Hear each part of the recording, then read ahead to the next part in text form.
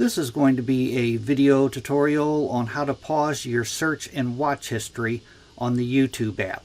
I'll be using an iPhone for this, but the steps should be very similar on other devices. Let me jump over to my phone here. Okay, I have my phone open now and I am on the YouTube app. If you want to pause your search history and your watch history to where it's not going to be stored in your history, you know, the searches you make or the videos you watch won't be stored in your history. The way you do that, first thing you want to do is tap on your profile icon in the upper right hand corner.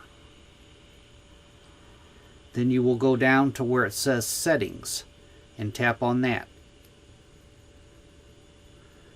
Next, you want to tap on History and Privacy.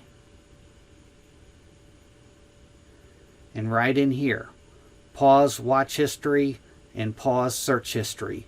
You just toggle those on, and then the videos you watch and the searches you make will not be stored in your history.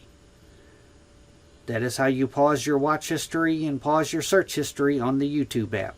Thanks for watching.